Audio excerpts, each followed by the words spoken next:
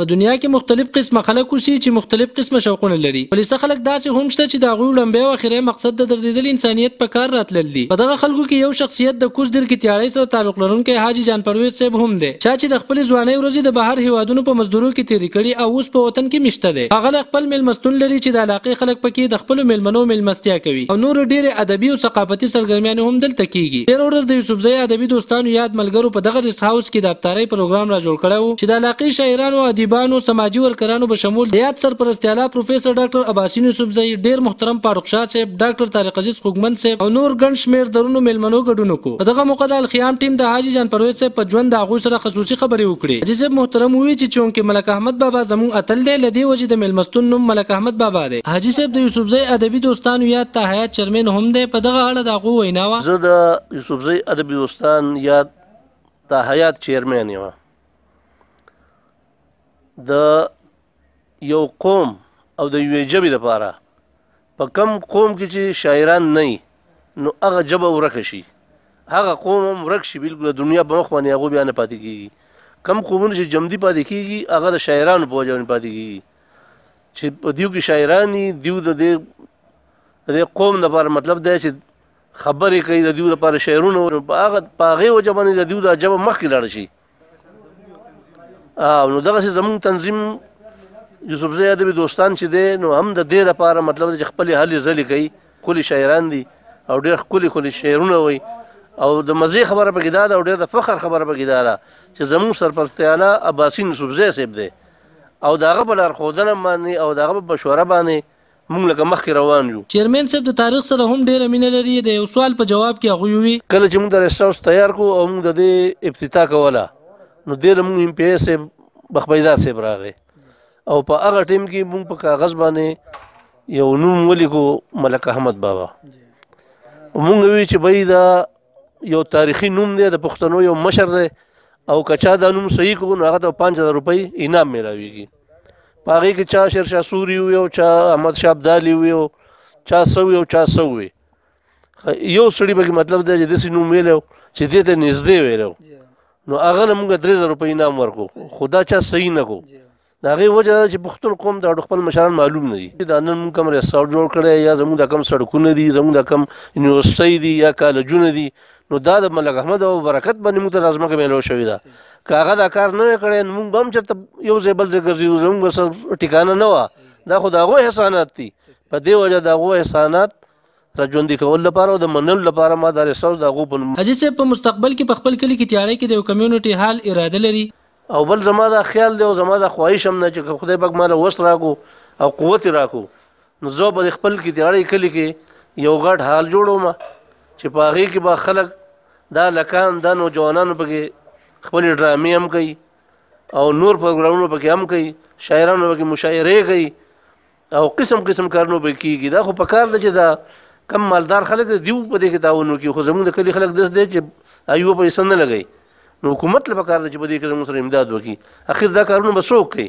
زموږ په کلي کې یو پارک هم نشته څوک ورته ورشي کښېني پکې حاجي صاحب په ریسټ هاوس کې شیخ ملي کتابونه لري او د پښتنو اتلانو تصویران یې لګولي دي په دغه اړه د هغو وینا وه او شیخ ملي بابا چې و نو دا پسې 2 نمبر سړی و په پوهه کې او په خدمتو کې د ده چې کوم خدمات دي خو بالکل د هېرېدو نه دي او بیا چې کوم دی نو په ده پسې ګجو خان بابا و د هغه نه پس بیا دی د پښتنو بادشاه شو د یوسفزو بادشاه شو نو دا هم زموږ لپاره ډېر د اهمیت خاوند دی او په ده پسې بیا کالو خان یو داسې ځوان و که نه چې په هغه لکه مغلو په هغه پسې 3 لښکرې راولېږلې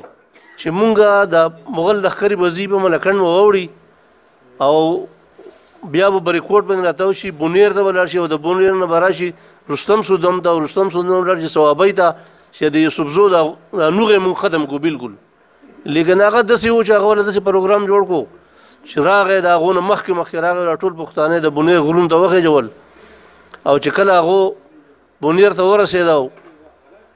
لاندې کوشو نو بس دوی پې د کمرو باران کېښود له پاسه کمرې پې ورغړولې نو چې هغو کله دغه نه وته د بونیر نه نو د هغو تقریبا 40,000 کسان مړه شوي وو او 15 د هغو قچرې وسونه مړه شوي وو نو هغه دومره خراب شو په خراب حالت کې لوټه پیټه حالات وو چې هغه نه بیا سودم ته جوړ شو نه ثوابۍ ته جوړ شو سیده ځانې د اټک قلا ته ورسو او په هغې کې د هغو یو ډېر غټ جنرال بیربل هغه به کې هم مړ شو چې د هغه په مرګ باندې اکبر بچا چې 3 ورځې سوګ هم کړی و دغسې په دې کې بیا زموږ نور دغه راځي باکو خان هم د دې قوم سردار او د ایمل خان او دریا خان افریدی دم د دې قوم د دې پښتنو مطلب دی چې اتل دي دوی هم ډېر مقابلې کړي دي او د دشمن مخنیوی کړی دی نو دا دې قابل دي چې دوی پټوان زه په خپل ځای کې نه چې په دې خپل زړه باندې ولګوم ولې چې دا مونږ چې نن